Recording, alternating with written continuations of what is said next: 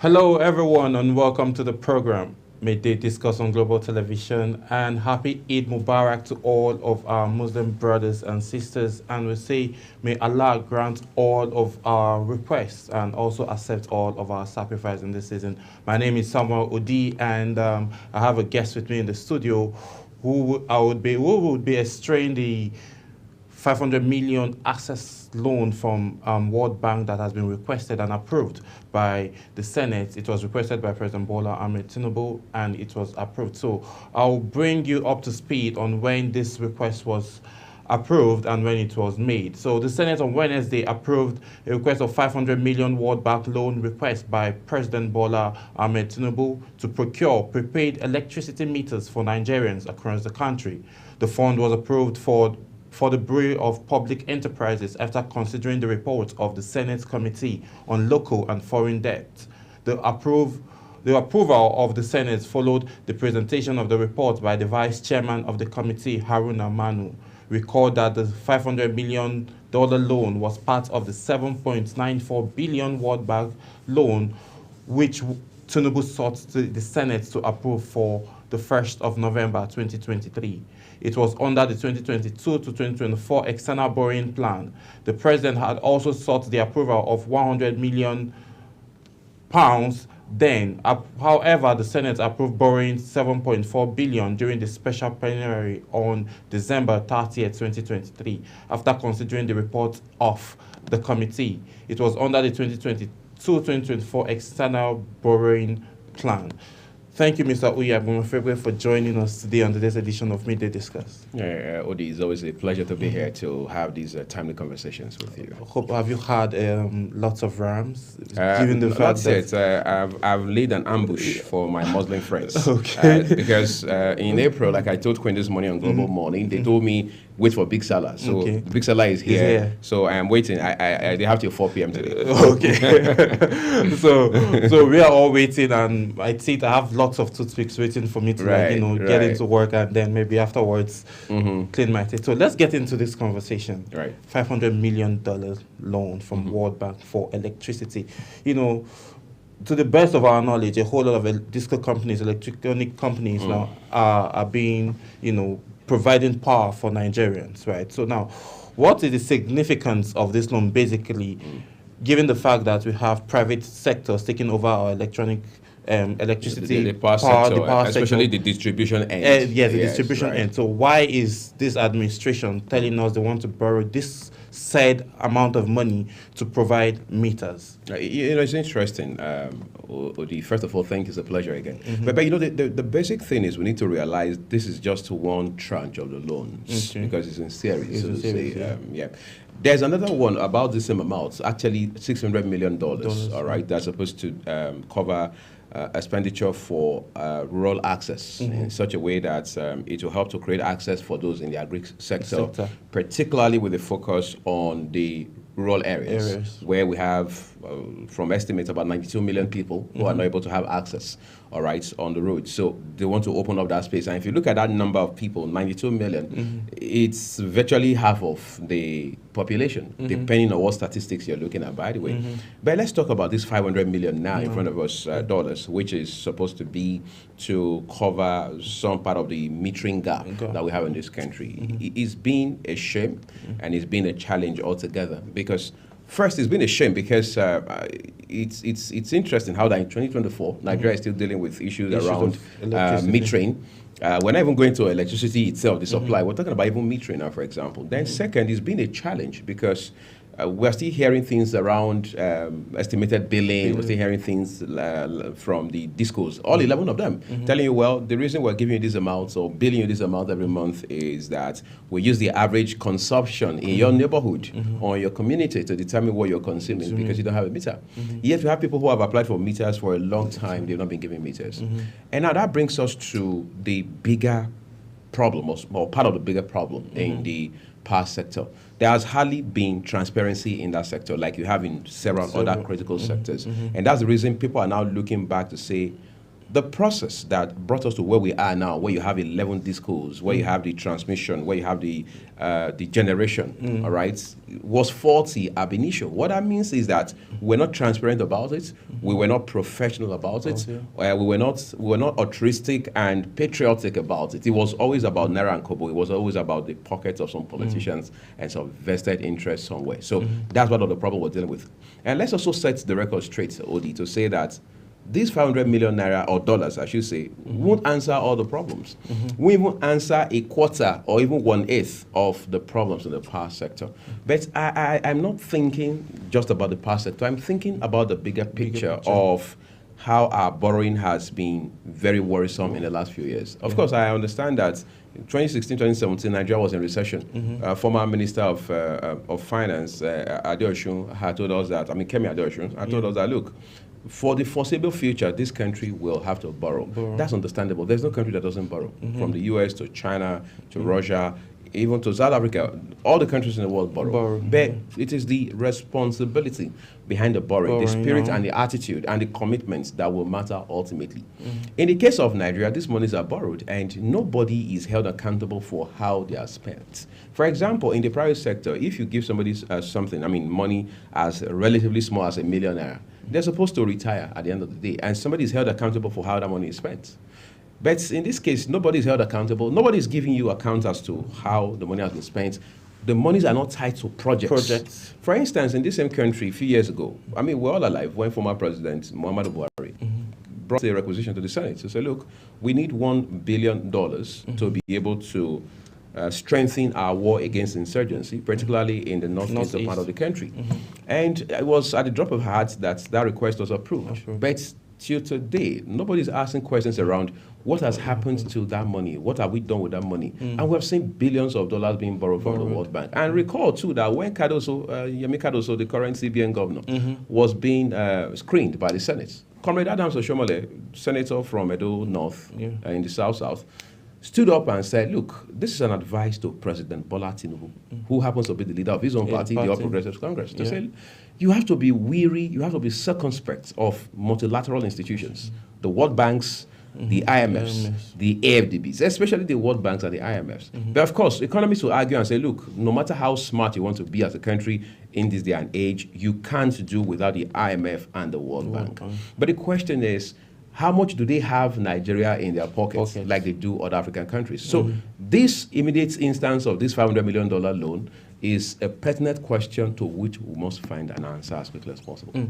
Yeah, the previous administration, that's the administration of His Excellency President Muhammad Buhari, they left a debt of around 77 trillion before leaving office. And most of this money that was borrowed was supposed to go into security, agriculture, and still the power sector. Now, it seems as if we're going round in circles and we're not moving forward. And looking at this $500 million loan now that is set to be borrowed and approved, lawmaker said it has nothing sustainable to do with the current economy. So now my question is, where does this now leave Nigeria in terms of our debt trajectory? It's simple. It's a no-brainer, Odi. It just adds to your debt stock. That's what it means. It's as if I borrowed, okay, let's say we use contemporary terms, which I'm sure Gen Zs can relate with easily. So I borrowed, say, 20,000 naira from an online app. All right, I'm owing. Of course, there's interest on it. Let's say 30% interest because there is always a cutthroat thing for them. So that would mean that even though I borrowed 20,000, I'm now owing 26,000. So I come back to that app or some other app and I say, look, I need more money. I want to consolidate my debt or I want to fix a few other problems. I borrow another 10,000. What it just simply means that my borrowing has become compounded. It means I'm now more indebted. That's what it means. In the case of Nigeria, it's very simple. It simply means that the culture of borrowing has not been, two things have not happened. One, it has not been disrupted. In other words, we have not tried to cut it off. The second is we have not reviewed how we borrow. And of course, the reason we borrow. Again, like I said, nobody's tying distance to anything, any project. And that's why people will say, how about the $16 billion that we borrowed or that we spent under former President Obasanjo in terms of the same independent power project, the NIPP or something? Where is the money? Where is the project? Nobody's answering that. The president says he has answered. The former president, because he says, I have answered that question. I've addressed that issue in my book. So if you want to be abreast of it, just go and read my book. That's what it means. So it has not changed anything. And now we are beginning to have very serious conversation around state capture. Because as it stands right now, it's very obvious that you just have a handful of individuals in this country who are in charge of all of these things, who call the shots, who sit on all of these issues, to the point that these monies do not, they don't trickle down to impact the life of the average Nigerian in ways that are remarkably positive. And that's why, I mean, this is not prophecy of doom. When you come back in the next 5, 7, 10 years, and you want to have the conversation around this money, this particular $500 million, you can't put a finger on what it has been spent on, what it has been expended on. Why? Because there's no sincerity of purpose. There's nobody who is held accountable to say, okay, the buck stops with this person. Of course, by then, there's a chance that the president won't be in office again. So it's going to be a matter of the previous administration did it. So we must set the record straight. We must say, when we borrow like this, these are the people accountable. This is the project to which we are committing this money. And this is the outcome that we are looking for. So those things must be outlined beyond what you read on the pages of newspaper. Okay. Looking at all of these loans, even state governments are always complaining about the fact that they are not getting enough resources from the federal government. And then the federal government, at the other hand, also tend to claim that they get money and then they, distribute to states and mostly in the agricultural sector. But there's something that happens in this agricultural sector where they tend to say the key money, that the loans that they get to borrow don't get to the actual farmers. That's why now we are also on the lane, or we are suffering food insecurity, and again, we're having crisis with those actual real farmers being displaced. So now, what way can be done now for all of this to be tracked? The money that is being borrowed, that is said it should be for XYZ, it's actually going to be for what is being set for. Is there a community that, a committee that needs to be set aside to keep tracks of all these things? Or what do the CBN need to do different to be able to be tracking all these monies that come in for what they are being designated for? It's interesting, though, at the twilight of your question, you mentioned the CBN. Every time you mention the CBN while talking about agriculture, for me, it is the Anchor Borrowers Program that comes to mind first. Now, the CBN is in a very bad place in terms of recovering those loans, because these are, the entire Anchor Borrowers Program is a project that was initially not just authentic, was well conceived, was a commendable, laudable initiative, but it has gone wrong apparently. As you speak, news came through this morning that a very prominent commercial bank is in court with 17 other commercial banks over the say Anchor Borrowers Program, because we are told that a competent court had ordered these 17 banks to place a no debit order on these people who were saddled with the responsibility of managing part of these funds in billions. And now they didn't follow that order, they flouted the order. So this particular commercial bank is back in court to say, look, this order was flouted, was not carried out. And now the court is saying to the authorities, the law enforcement, to say, the MDs, the executive directors, and the secretaries of these banks should be committed to jail. Again, it cycles back to the Anchor Borrowers Program. What's the point? The point here is that these monies, for the most part, have gone into private pockets. That's what it means. The bulk of this money ought to have gone to rice farmers in particular. That was the focus. And that's why you saw that CBN had ads all over television stations, newspaper pages, on the internet to just create awareness and visibility for the Anchor Borrowers Program. Again, like I said, it was a laudable initiative. Otherwise, I'm sure it was. But here's the thing. When I was much younger as a small boy, I realized I used to have cooperatives within the agri space. All right, so you have cooperatives, and everybody in the cooperatives knew themselves. So you could track everybody. There was data. Yes, internet was not popular, but there was data. Everybody knew everybody. It was clusters, and they were farmers. They were real farmers on the ground. They were people that were known as farmers. But in this day and age, the last 10 to 15, 20 years, what did you have? You've come to find that most of the people you have in these cooperatives that are supposed to be agri-centric have never probably seen a farm, let alone being farmers themselves. So they've never been farmers. They are not in farming. Some of them are in the police. Some of them are in the armed forces. Some of them are core civil servants, career civil servants who are not farmers. They don't even have a small garden behind their houses, in their backyards. So you give this money to these people because there's somebody somewhere who is driving political patronage. Because the system we operate is a rent-seeking system. All right. So it's not a system where you say, okay, we are bringing this 500 billion naira for the tech space, for those who are in the tech ecosystem, or we're making this 400 billion naira available for those who are in the creative sector. There was a time in this country where we heard about the 200 billion that former President Goodluck Jonathan had said in 2015 would be made available to the creative sector. I mean, those in the movie industry, music, and all of that. I mean, who is having that conversation now? Because it went the Nigerian way, sadly. So for the agri sector, there's no difference. It's still the issue of the money's going to the wrong hands.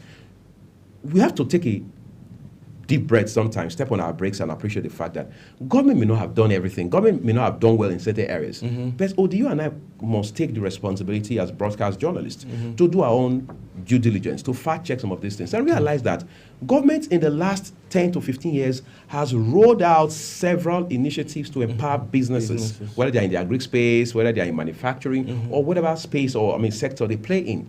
You have no idea how many grants are given out in this country every year by the federal government in particular. I'm not going to states now. I'm talking about the federal government. The question is, what happens to those grants? The chain of faultiness is long, starting from those who disburse the grants, and then the mechanism for the disbursement, and then those who ultimately end up to be the beneficiaries. I'll just give you an example before I'm done.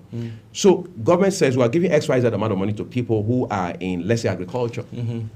You find those who have been saddled with the responsibility of disbursing these monies, calling people they know to say, look, government is doing X, Y, Z. They are giving 200,000 naira each to people in fishery. So if you have a fish pond, for example, you are entitled to 200,000. It's a grant. It's not even a loan. All right. So what happens? You realize that the person they are calling does not have a pond, has never done fishery, has never done anything around fish, has no idea how to start the pond, but they get the loans. So at the end of the day, you find a situation where probably out of every 10 beneficiaries, only between 2 and 3 actually are in that line of business. Okay, let's look at Bank of Industry now. That is stepping away for just a few minutes from the electricity. Right. Bank of Industry, Bank of Agriculture, are they actually doing enough now for them to curtail and then make sure that this money is being borrowed actually gets to the real farmers and not, end up in the middle and them not even getting down to what to those farmers that actually need this money to produce food produce for the masses? I'm afraid it's pretty much the same question that I asked somebody about the environment. I said, how much is the Ministry of Environment, the Federal Ministry of Environment, doing in terms of climate change and so on and so forth? And the answer was in that here there, because you can't even track what work you're doing. It's not just about what you put up on your website or what you come to tell us on the news. It's about what we are seeing on the ground in terms of your mandates, the resources that have been made available to you, and things like that. Now, to answer your question about Bank of Agriculture, incidentally, I met somebody who left Bank of Agriculture as either an assistant director or a full-fledged director just some 3 months ago or so. And the man told me he left because he wasn't comfortable with the modus operandi of the agency. This is not to paint it bad. You see, the Bank of Agriculture is part of the public setup, part of the civil service, as it were. Yes, on a level, because it is the same bureaucratic processes that they have. The question is, within the confines or within the limits or the scope of their mandates, all right, how much of work do they do in terms of background checking? For every 1 million naira that is given to them to disburse as grants or as interest-free loan or as soft loan or whatever you want to call it, how much eventually gets to the target beneficiaries? Very important. How many persons, in this country today, within the space of agriculture, can wake up and say, look, if not for Bank of Agriculture, I wouldn't have been able to start up my farm or I would have been able to strengthen my operations? How many of them can? So how much of impact has the Bank of Agriculture made since it came into existence, since it came on full stream? So if we were to remove Bank of Agriculture from the narrative, from the mix, as far as the agricultural space is concerned, what difference will it make? Are they even measuring their own impact?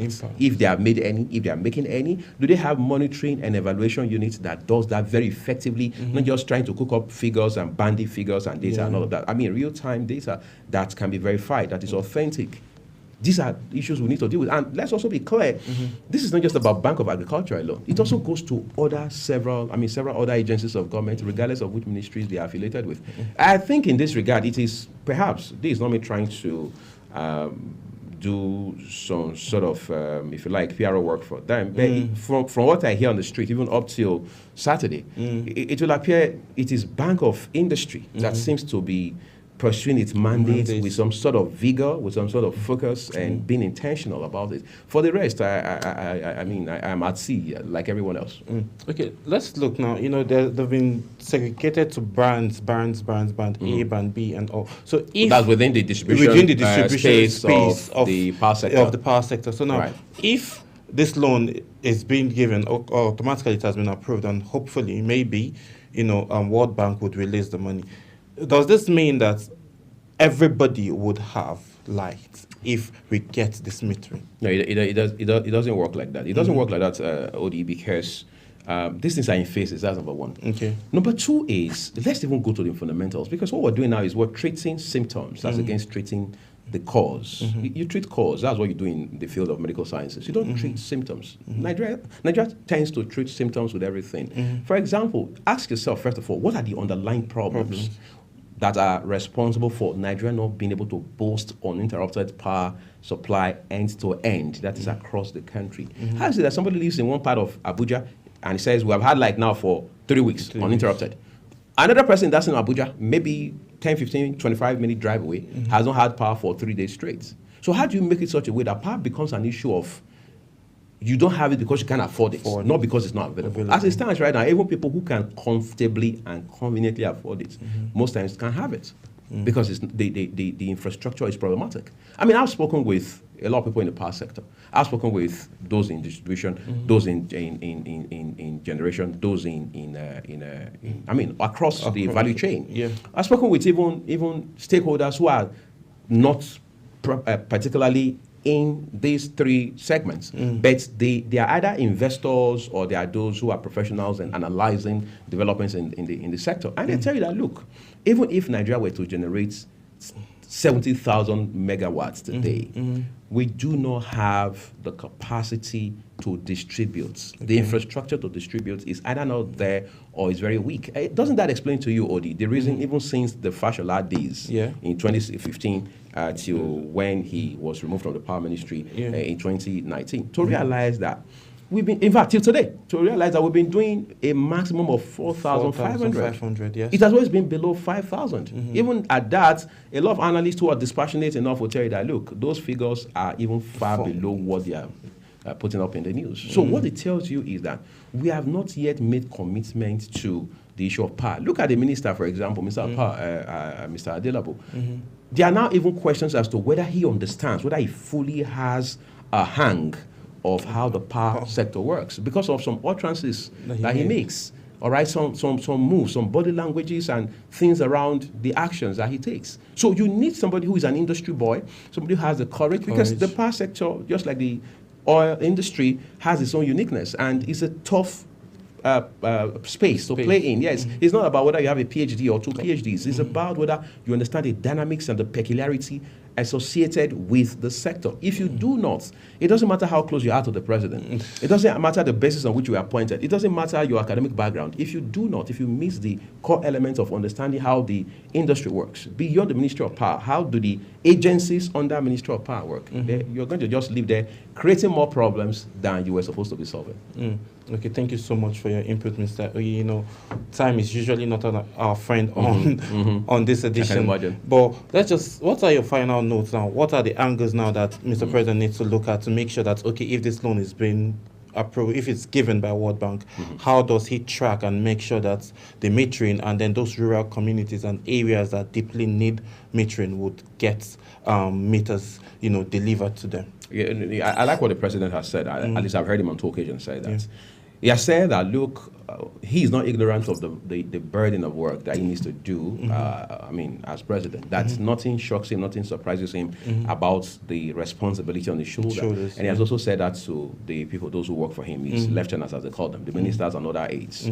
So the president, as I also believe many Nigerians expect, understands the work that is in front of him. Look, no country makes progress in this day and age if you have not addressed the issue of power. Unless you just want to live in denial and continue to lie to ourselves, which even makes situations worse for us. So I expect that the president by now should be able to do some sort of soul searching Should be able to take a second look at his cabinet and say, look, what is happening with power? Let's even start with power. For starters, what is happening with power? Does this minister seem to understand what he's doing? Exactly. If the minister understands what he's doing, what other challenges could he be confronted with that he needs to address as clear as possible? How much of help does he need in that regard? Do we need to remove some DGs, some executive secretaries of some agencies, some heads of these agencies? Do we need to do that? Do we need to make some more substantial, systematic, strategic, goal-focused investments in the sector? All right. Do we need to review our policy? Is there an executive bill we need to send to the National Assembly? I mean, all of these are questions you are asking in your bid, in your desperation to find answers to the questions associated with the power sector. So the president must do that going forward. Thank you so much, Mr. Ali, for your input. Always a pleasure. Thank you. We appreciate you. Yes, that's how much time will permit us to take today on today's edition of Midday Discuss. My name is Samuel Odi. So I will see you tomorrow. And I am Mr. Uyu. Will be awaiting our roundmate. So do well to get it to us. Good afternoon. Do have a great day ahead.